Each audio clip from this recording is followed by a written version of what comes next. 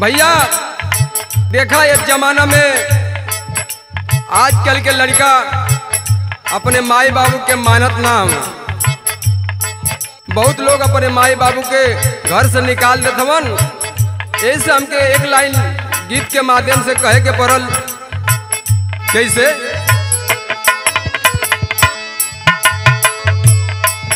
हे भाई माई बाबू के ना भुलाई,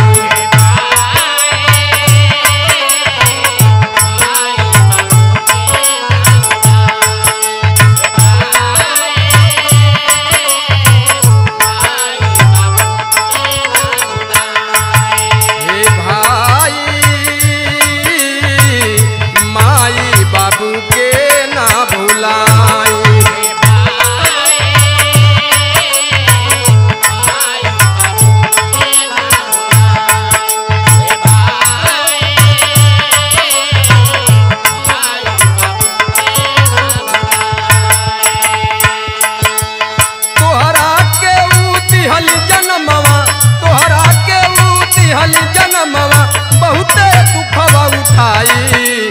हे भाई माई बाबू के ना भुलाई,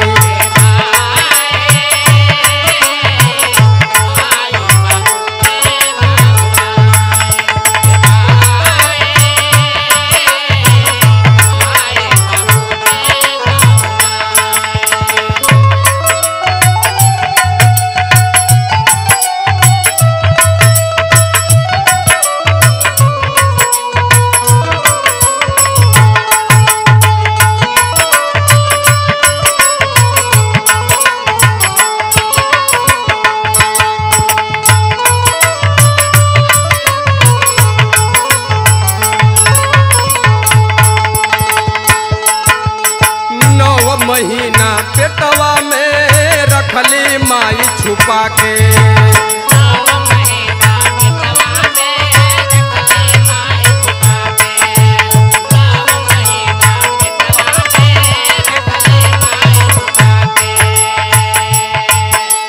दुखवा दर्दिया सहली हो तोहरा से नेह लगा के।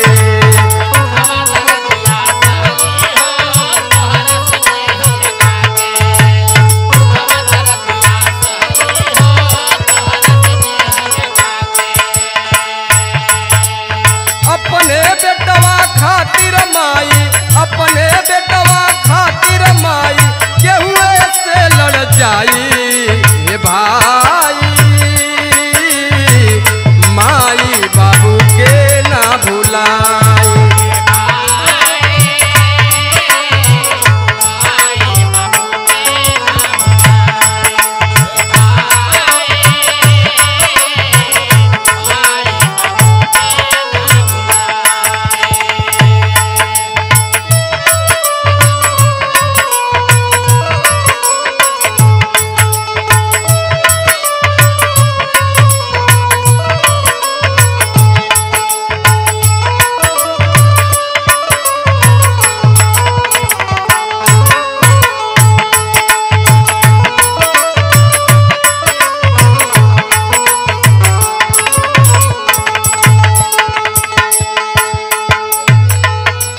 माई बाप यही दुनिया के बायन मोल खजाना।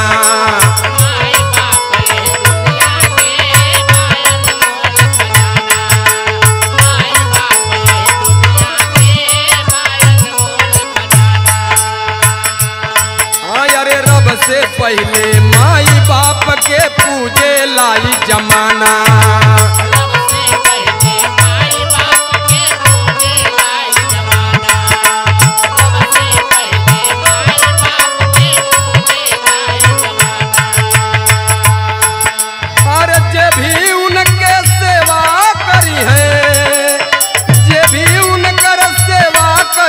जीवन धन्य हो जाई। हो भाई माई बाबू के ना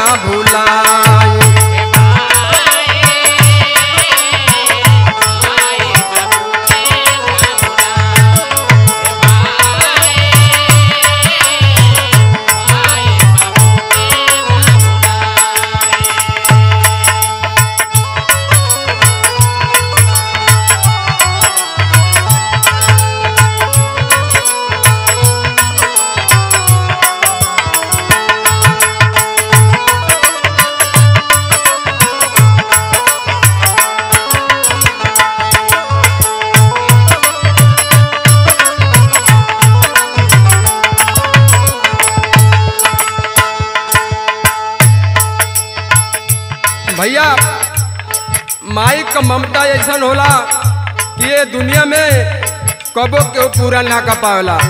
लड़का अगर बचपन में छोट रही, गिर जाई, चोट लग जाई, चाहे बारिश होत रही, भीगल रही, तो तुरंत माई अपने अचरा में छुपा ले। कैसे छुपावती है?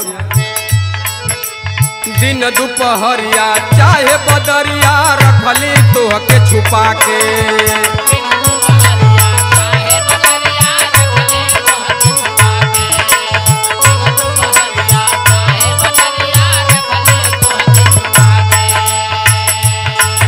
अरे अपने भूखा सूतत रहली तोहरा के दूध पिया के।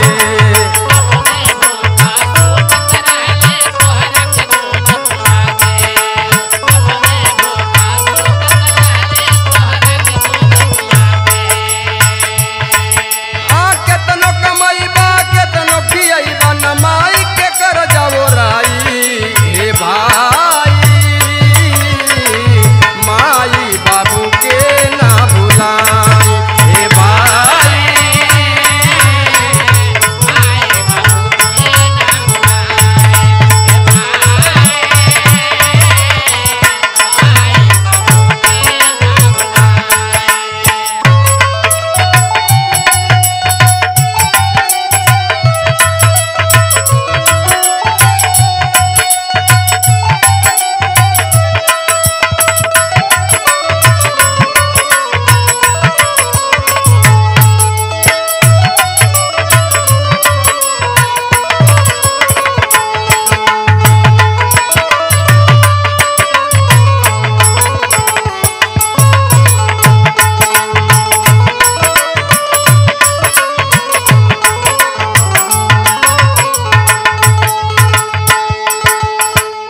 भैया हो, ये धरती पर माई का नाम सबसे महान होला।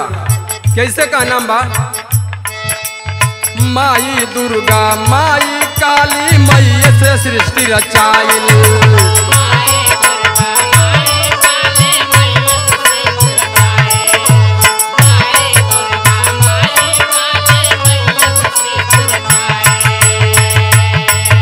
अरे जे भी न जानी माई बाप के जिंदगी भर पछताई।